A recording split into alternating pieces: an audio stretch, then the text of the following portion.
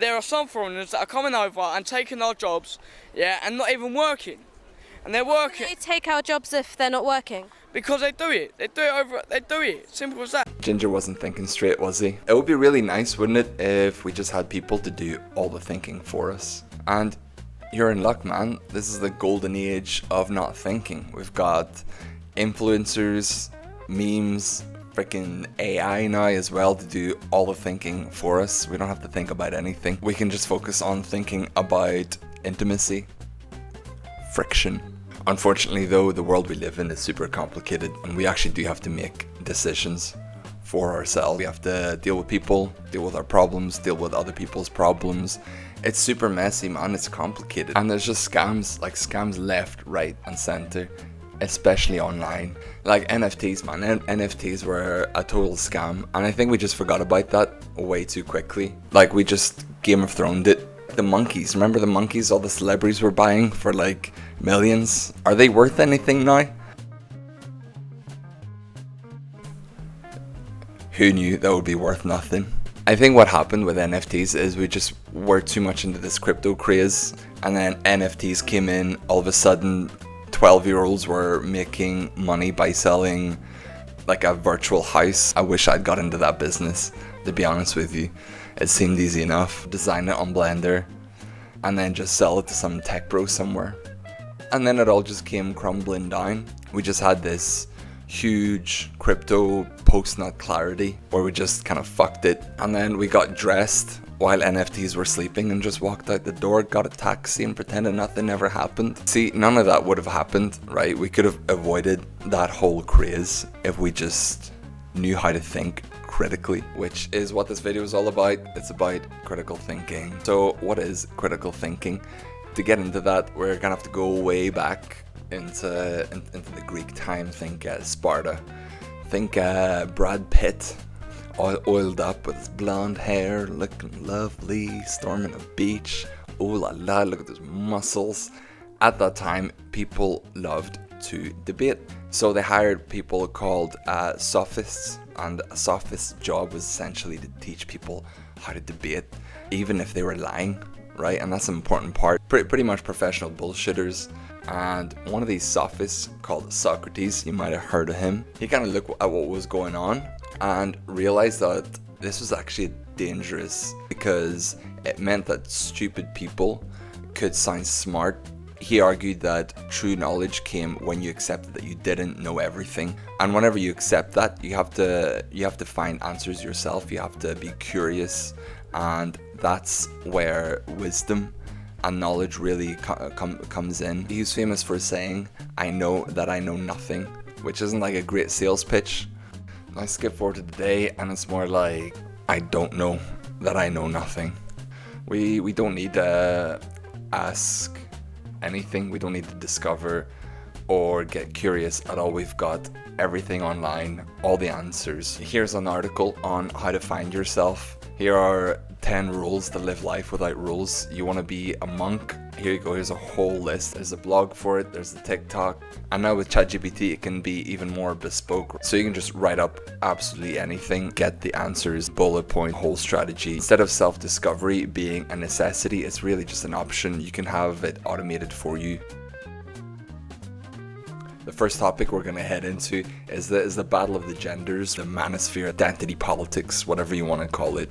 Let me tell you what dating a 9 or a 10 is like. They're narcissists, they're solipsistic. Every time they pass by a mirror, they need to stop and look at things. The thing is, you're 25 with an OnlyFans and you still think that you deserve a guy and that you're at the same. They can't name more countries in their body count. Like, that's crazy. It's like, if you guys don't know. I mean, the things you guys say to look for are actually the things most statistically likely to end in divorce. If you date a woman 10 years younger than you, you're 40% more likely to get a divorce, and she's going to initiate. The more you get pregnant, the more your value declines. Stretch marks. That's no way to talk about your mom now, is it? Okay, that was a lot, and let's try to think critically about this. First of all, who are these women, and why are their OnlyFans linked through the description? Like, you can go to their Instagram, get their OF. What purpose does this serve? Why do we, the viewer, need to know that? Could it be that these women are actually benefiting from this? Because the people who watch these kind of videos do consume this kind of content. So it makes business sense for these women to actually be on these podcasts, to get destroyed, lose an argument, and they've got millions of potential customers just waiting to subscribe for them. Look, just because these two sides are arguing and debating, it doesn't mean they're opposed to each other. Ideologically, they're both exactly the same. They're playing a role, they're having this fake conflict which draws attention, obviously gets you to subscribe to an OF, to these guys' courses. It's all about having your attention, having you follow them. The only person getting owned is you, the viewer. Also, they've always got this idea of, you know, this masculine man who's capable, stoic, rustic man, all natural. And then these guys are just mostly clean-shaven metrosexuals. I don't understand how this is the traditional man. This is like your typical kind of hipster, right? Your little city boy. Lattes, manicures, all of that. This is probably one of the worst role models you could have as a guy. First up for me, it has to be David Attenborough at number 1. This guy's just had an incredible career. He's empathetic. Even now he's in his freaking 90s and this guy's just still working constantly, always innovating. And people love him for it, man. Like, how could you not? He's freaking awesome. At number 2 for me, and rest in peace, it has to be Anthony Bourdain. I mean, this guy has just been my inspiration for the longest time. He's stoic. He can have a conversation with anyone. His documentaries completely changed my worldview. He's an inspiration to millions of people. And I think what separates Anthony Bourdain from these bastards is he just has this humility. He knows he doesn't know everything, but he's always willing to learn, and something we just don't really see in people a lot, especially these days. And if you want to go fictional, there's no one better than James freaking Bond. That's right, man, 007.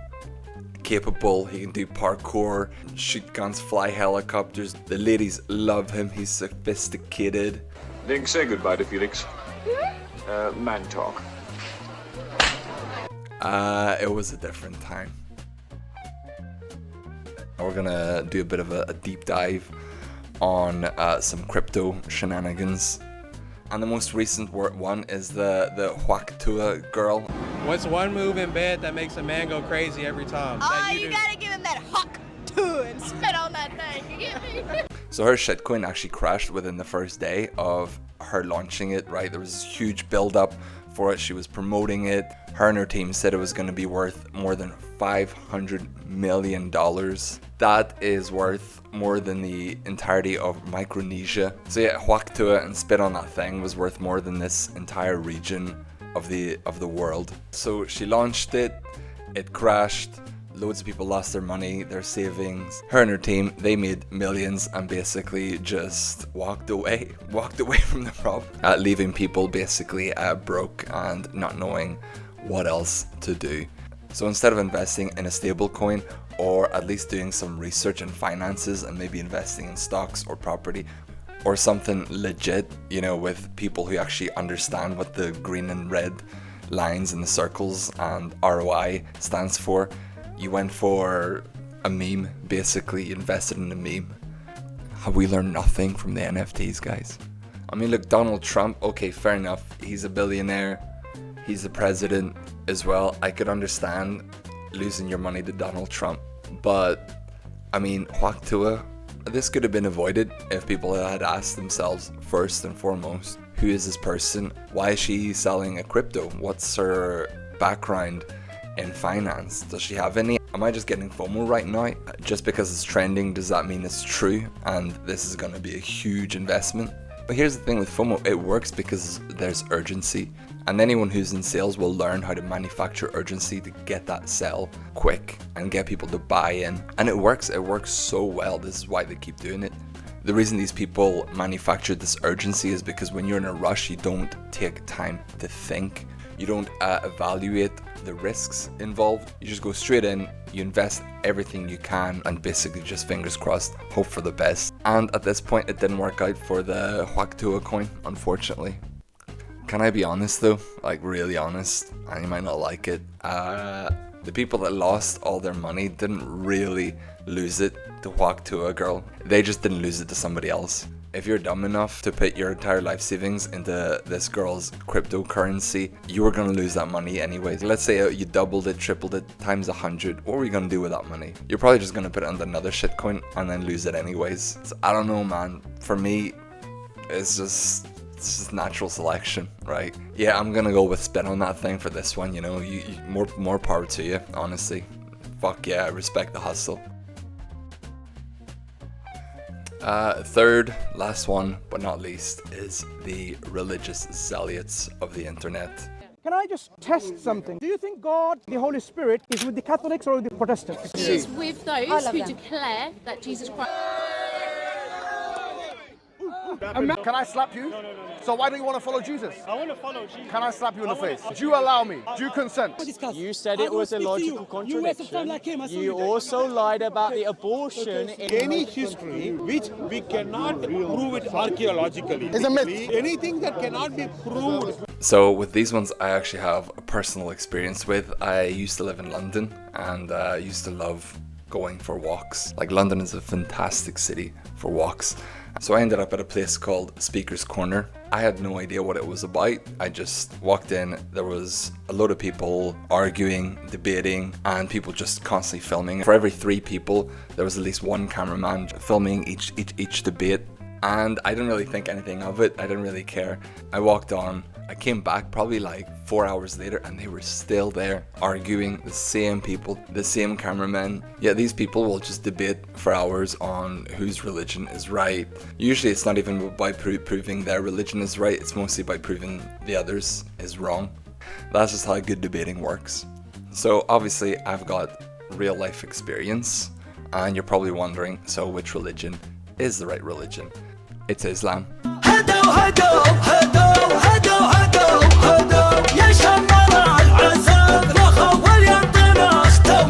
If you searched up Muslim destroys Christian, or it's Christianity, if you searched up Christian destroys atheists, or it's atheists, if you searched up atheist destroyed Christian, you get the point. If you have a certain worldview or a political alignment, it'll just give you that. The truth is whatever you want it to be, because that's what it's designed to do, basically to keep you watching. The people that make these videos know that as well. You know, that's why they're there for hours and hours and end up with videos that are a few minutes long, or even just shorts that are less than a minute long. Looking at these arguments, you're probably thinking to yourself, why don't these religions get along? And the answer is, they actually do. For most of their history, religions have been quite tolerant of each other, and they've gone along a lot more than they've actually fought. Especially in times of crisis, these religions actually really help each other out. In my home country of Albania, which brought you raki, cocaine, and of course, yours truly, the last Albanian, Muslims helped hide Jews from the Nazis during World War II. Albania is the only country in Eastern Europe where their Jewish population actually grew. They saw that these Jews were being prosecuted, that they were being murdered, and they hid them in homes to give them fake identities. Another example, when the 2005 earthquake hit Indonesia, Buddhists and Christians opened up their temples and their churches to these Muslim refugees. They basically fed them, they started fundraisers to basically help them rebuild their homes. So we know that these religions actually do get along very well in real life. What's the point of these videos? The point of these videos is to get views, have a following, and with that following basically being able to influence others. And also make a load of cash. And we got a bonus round. I was only gonna have 3 examples, but I had to make a mention for the Tide Pod Challenge. This was a trend that was happening a few years ago, where TikTokers were starting to eat Tide Pods, which were these little pods of detergent, even though the label clearly says you shouldn't eat it, and it even has symbols of death in case you're illiterate. This is a great example of cognitive laziness, where you've just stopped thinking entirely and left the thinking to other people, following the herd, even to death. You know, everyone was getting involved, celebrities and politicians and the Tide company were telling people, please don't eat the Tide Pods because you will die. But the TikTokers would not listen. They were gonna eat those Tide Pods. Can I be honest again? I don't think we should have stopped them from eating the Tide Pods. Look, nature has certain mechanisms, right? It uses to fix things, okay? where it kind of just like removes a bit of it at the top, right? Like if an animal, for example, isn't that great at survival, it just, you know, yeah, it just fixes it somehow. It does its thing. That animal then dies off, and it's great. It's great for everyone because it means that the thing left is just smarter or stronger and just more adaptable to surviving. Okay. And I personally think that it is unwise to go against nature. The birds, they need to migrate south. The trees, they have to shed their leaves before winter. And the TikTokers must consume sulfate. And look, let's say that the TikTokers who did this survived. What then? Okay, they're gonna grow up. They're gonna vote. Okay, they're gonna be operating forklifts or buses. I think, you know what it is? I think we need another Tide Pod challenge, but not Tide Pods. I feel like the survival rate of Tide Pods was much higher than I thought. You know, maybe like drainage cleaner. Hashtag Mr. Muscle challenge. You heard it here first. Let's do it. Look, critical thinking. It's not hard, but it is uncomfortable. You have to step out of your comfort zone, ask questions, and be curious. Look, it's easy to follow a crowd. It's very comfortable to just let somebody else do the thinking for you, but it's also dangerous. You might have to start questioning things that make you comfortable, because the alternative is just being an idiot your entire life. It's not being able to think for yourself. It's just being exploited and used by these people all the time, because people will capitalize on your stupidity. But that's it for me for today. Thank you for staying. If you liked it, please hit the like and subscribe if you want more. I'll be releasing another video hopefully in the next 2 weeks. Until then, don't be safe, be dangerous.